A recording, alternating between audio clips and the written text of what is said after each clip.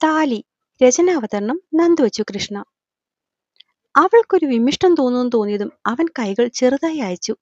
അപ്പോഴും ആ പിടുത്തം അവളിൽ നിന്നും അയഞ്ഞിരുന്നില്ല. മിത്തു തലയുയർത്തി ശ്രീയെ നോക്കി. ആൾ അതുപോലെ തന്നെ കണ്ണുമടച്ചു നിൽക്കുകയാണ്. ഒന്നൂടെ ഞെരിപിരി കൊണ്ട് നോക്കി.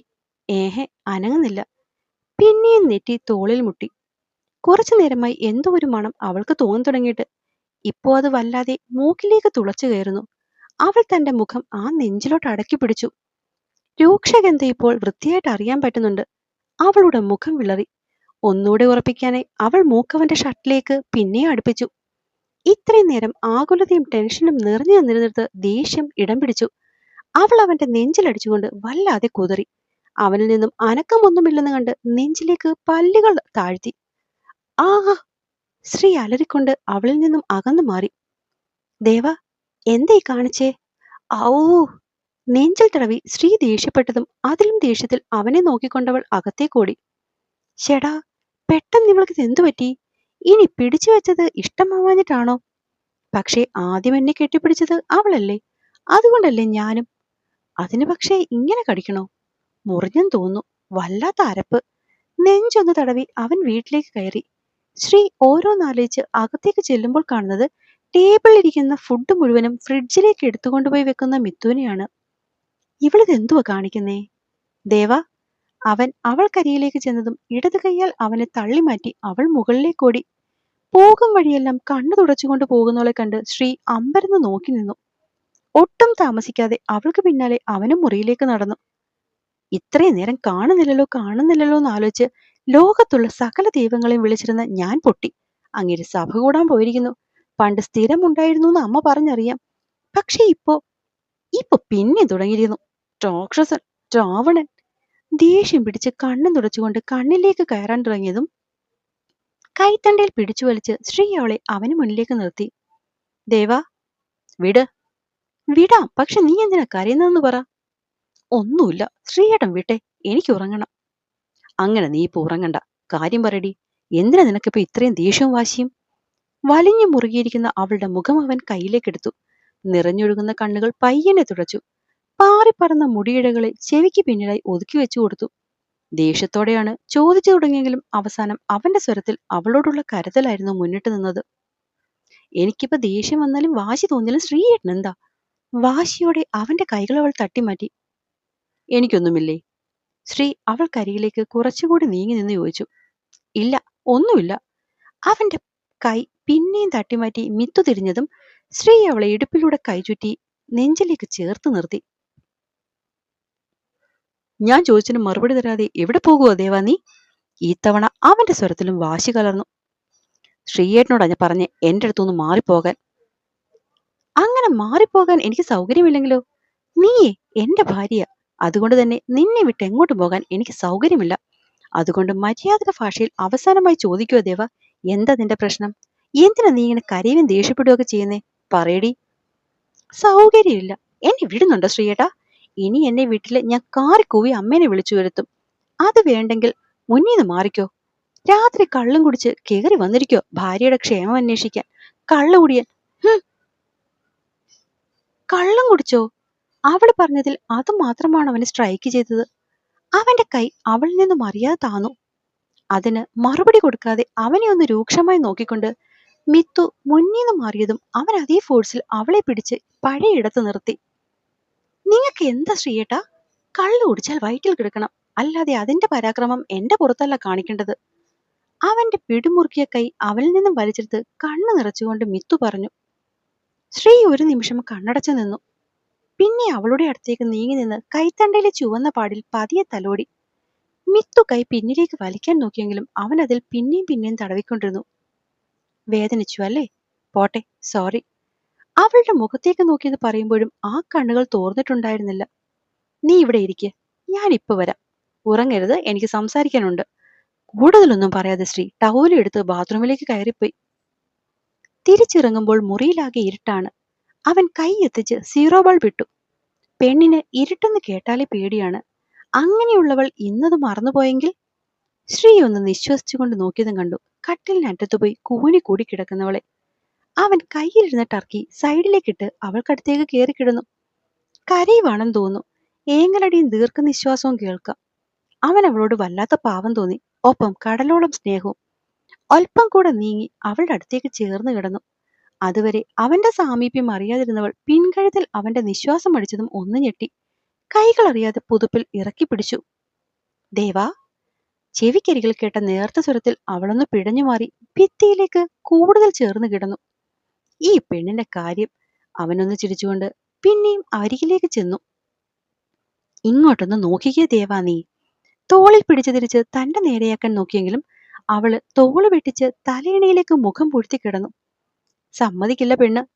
ചെറിയൊരു പുഞ്ചിരിയോടെ അവൻ അവളുടെ ഇടുപ്പിലൂടെ കൈയിട്ട് പിന്നിലേക്ക് വലിച്ചു കിടത്തി. ചുരിദാറിന്റെ സ്ലിറ്റിലൂടെ അവന്റെ തണുത്ത കൈ വയറ്റിലേക്ക് അമർന്നതും മിത്തു പിടഞ്ഞുകൊണ്ട് തിരിഞ്ഞുപോയി. ഒപ്പം ഇടുപ്പിലമരുന്ന അവന്റെ കൈ വിടുവിക്കാൻ വിഫലമായി ശ്രമിക്കുന്നുമുണ്ടായിരുന്നു.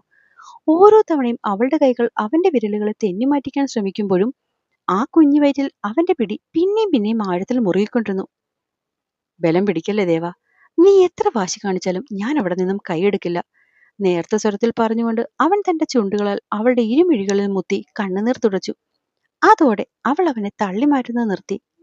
ദേവാ. ദേവാ.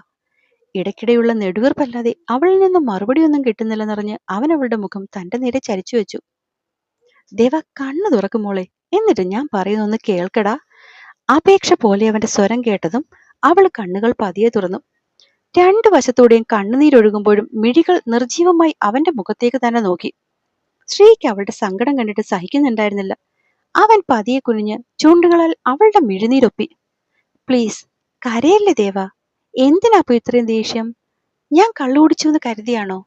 അത് കേട്ടതും അവള് സൈഡിലേക്ക് മുഖം വെട്ടിച്ചു. പ്ലീസ് കുഞ്ഞെ, ഞാൻ പറയുന്നൊന്ന് കേക്ക് നീ. അവളുടെ താടി അവന്റെ നേരെ തിരിച്ചു പിടിച്ചവൻ പറഞ്ഞു. സത്യമായിട്ട് ഞാൻ കള്ളു കുടിച്ചില്ല പെണ്ണെ. അവളത് കേട്ട് ഞെട്ടിയെന്ന് ആ വിടർന്ന കണ്ണുകൾ അവന് കാട്ടിക്കൊടുത്തു. ഇങ്ങനെ മിഴിച്ചു നോക്കണ്ട. ഞാൻ നേരാ പറഞ്ഞ്, ഞാൻ കള്ളു കുടിച്ചിട്ടില്ല. അപ്പോഴും വിശ്വാസം വരാത്ത പോലെ മിത്തു അവനെ നോക്കി. ഷട്ടിൽ നിന്നും മണമടിച്ചതാണോ ആലോചിക്കുന്നത്? അവളുടെ നോട്ടം കണ്ടവൻ ചോദിച്ചതും മിത്തു തലയാട്ടി. അതോ? അവനൊന്ന് ചിരിച്ചു. എന്നിട്ട് അവളുടെ താടിയിലിരുന്ന കൈ പതിയെ താഴേക്ക് കൊണ്ടുപോയി വയറ്റിലേക്ക് വെച്ചു. വിരലുകൾ തീർക്കുന്ന പാതകളൊക്കെയും അവളിലുണ്ടാക്കുന്ന മാറ്റങ്ങൾ അറിഞ്ഞുകൊണ്ട് തന്നെ മലർന്നു കിടന്നവളെ അവൻ ഇടുപ്പിലൂടെ കൈയിട്ട് പൂർണ്ണമായും തന്നിലേക്ക് ചരിച്ചു കിടത്തി.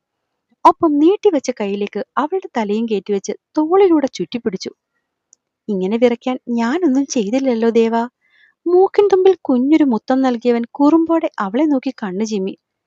മിത്തു അങ്ങനെ തന്നെ അവനെ നോക്കിക്കിടന്നു. കുളിച്ചിറങ്ങിയിട്ട് തല തോർത്തിയില്ലെന്ന് തോന്നുന്നു. മുന്നിലെ മുടിയിഴകളിലൂടെ വെള്ളത്തുള്ളികൾ ഇടയ്ക്കിടെ തന്റെ മുഖത്തേക്ക് വീഴുന്നുണ്ട്. സാധാരണ കുളി കറഞ്ഞ് ഇറങ്ങുമ്പോൾ ഷർട്ട് ഇട്ടിട്ടുണ്ടാവും. ഇന്നിപ്പോ അതില്ലാത്തത് കൊണ്ട് തന്നെ നെഞ്ചിലാകെ പറ്റിച്ചേരുന്ന വെള്ളത്തുള്ളികൾ തന്റെ ഒരു വശം നനച്ചിരിക്കുന്നു. ചേർന്ന് കിടക്കുന്ന ശരീരത്തിന്റെ തണുപ്പിപ്പോൾ തനിക്കും അറിയാൻ പറ്റുന്നുണ്ട്. ആ, അപ്പൊ ഞാനെന്താ പറഞ്ഞു വന്നേ? ആ, ഷർട്ടിലെ മണം. അതെങ്ങനെയാ വന്നേന്ന് ചോദിച്ചാൽ, ഞാൻ സിറിൽ സാറിന്റെ അവിടെ പോയിരുന്നു. അവിടുന്ന് കിട്ടിയ പണിയാ.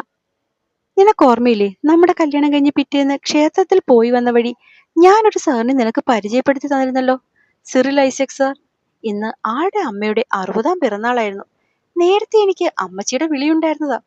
പക്ഷെ ഇന്ന് കോളേജിൽ നിന്നും ഇറങ്ങിയപ്പോൾ ഒത്തിരി ലേറ്റായി. അതുകൊണ്ട് തന്നെ പോകുന്നില്ലെന്ന് വെച്ചതാ ഞാൻ. പക്ഷെ സാറ് ഒരേ വിളിയോട് വിളി. എത്ര താമസിച്ചാലും കേറിയിട്ടേ പോകാൻ പാടുള്ളൂ എന്ന് പറഞ്ഞ് ബഹളം. അവസാനം അവിടെ ഒന്ന് കേറിയിട്ട് ഇങ്ങോട്ട് വരാമെന്ന് കരുതി അവിടെ ചെന്നപ്പോ അവിടെ വെള്ളമടി പാർട്ടി നടന്നുകൊണ്ടിരിക്കുകയായിരുന്നു. അത് കേട്ടതും മിഥുന്റെ ചുണ്ടത്ത് കൂർത്തു. അത് കണ്ടതും കടിക്കാൻ എന്ന പോലെ അവൻ അവൾക്ക് നേരെ ചെന്നതും പെട്ടെന്ന് പെണ്ണ് ചുണ്ടുള്ളിലേക്കാക്കി വായി പൂട്ടി. എന്റെ ദേവാ, നിന്നെ ഞാൻ. അവൻ ആ കവിളിലൊന്ന് കടിച്ചു വിട്ടു. വേദനിച്ചോടാ? പോട്ടടാ കേട്ടോ.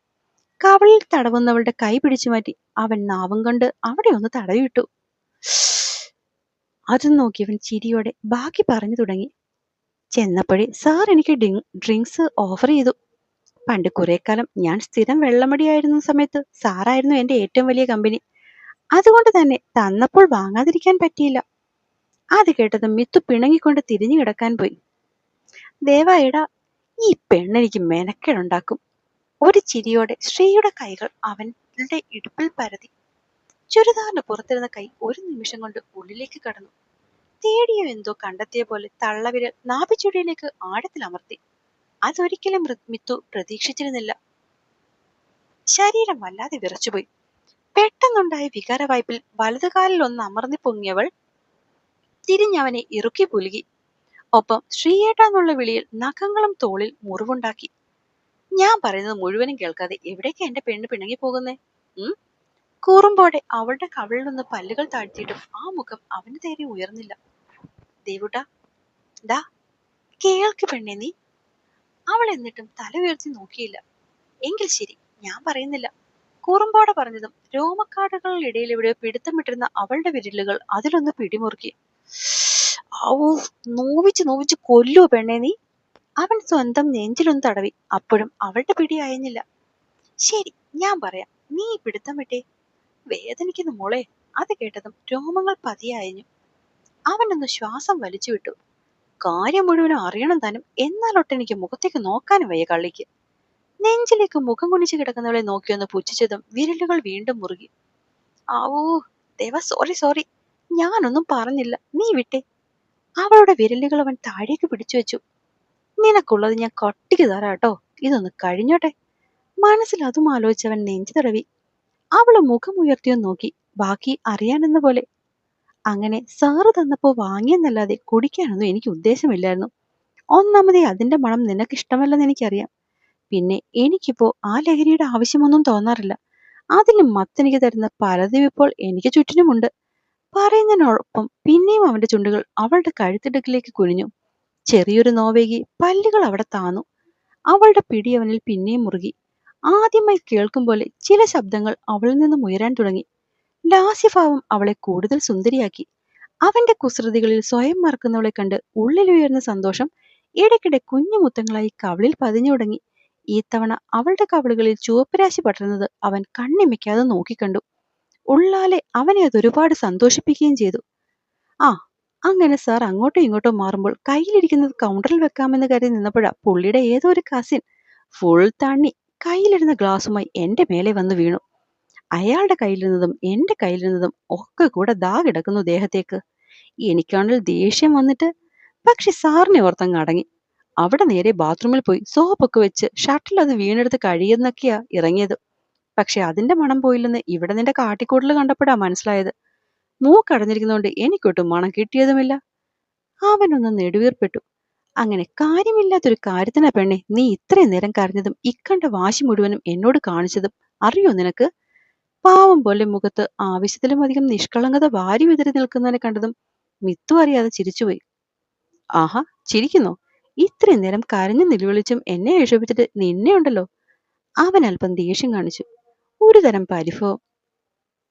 ശ്രീയേട്ടൻ, ഞാൻ അത് പിന്നെ മണം അടിച്ചപ്പോ അവൻ മൂക്കം കൊണ്ട് അവളുടെ മുഖത്തോടെ അങ്ങോട്ടും ഇങ്ങോട്ടും കുസൃതി കാണിക്കാൻ തുടങ്ങി.